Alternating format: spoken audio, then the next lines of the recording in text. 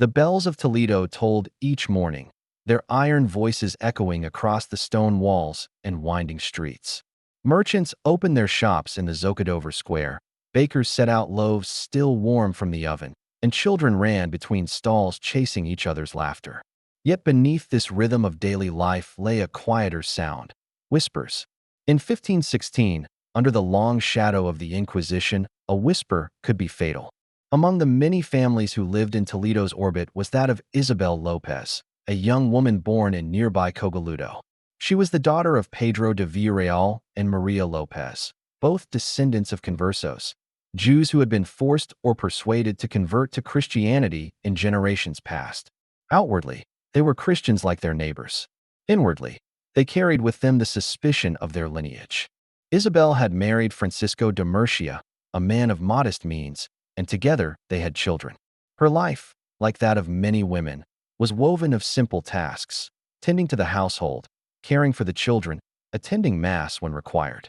Yet small gestures, a refusal to eat pork, a lamp lit on a Friday evening, a word spoken too softly, became ammunition in the mouths of those who envied or resented her family. By late 1516, accusations had begun to circle. A neighbor swore that Isabel had turned away from pork at supper. Another claimed to have heard her muttering strange prayers. Still another insisted she had kept the law of Moses in secret. These testimonies, once gathered by the tribunal of the Inquisition of Toledo, became enough to open a case against her. The tribunal chamber was cold, lined with dark wood and crucifixes. The inquisitor, stern and cloaked in authority, called Isabel before him. At his side sat the notary, quill poised, ready to record her every word. Isabel López of Cogoludo, the inquisitor intoned, "You are accused of Judaizing, of secretly practicing the rites of the Jews. How do you plead?" "I am no heretic," Isabel replied, her voice steady. "I have lived as a Christian all my days. Those who accuse me do so out of envy and hatred." Witnesses were brought in, one by one. Their words were inconsistent, some contradicting others, yet together they formed a picture the Inquisition was eager to see. Isabel denied them all. She was tortured, pressed to confess, but even under torment she refused. For the notaries, her refusal to admit guilt was written not as innocence, but as stubbornness. Obstinata, they marked in the records. Her family was swept into the storm. Her mother, María López, was accused and imprisoned as well. Her father, Pedro, was later tried. Unlike his daughter, he confessed, hoping to save himself. He survived, though branded by shame. Isabel's husband, Francisco, pleaded for her to yield. "Say the words," he begged in their brief moments together. "Confess, even falsely. Our children need their mother." But Isabel shook her head.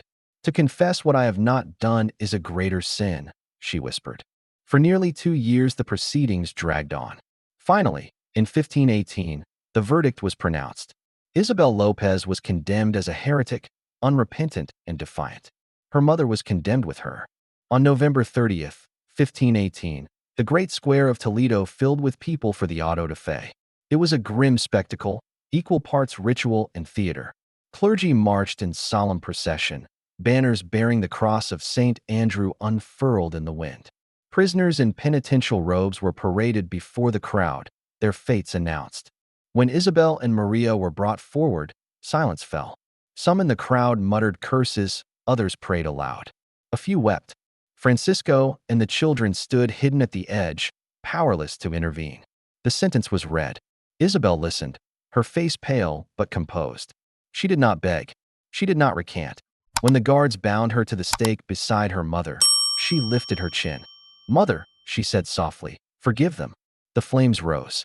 The crowd gasped, then shouted, then fell silent as smoke curled into the sky. Isabel did not scream. Her refusal to yield, even at the end, became her last act of defiance. To the inquisitors, it was another triumph. Heresy purged, faith defended.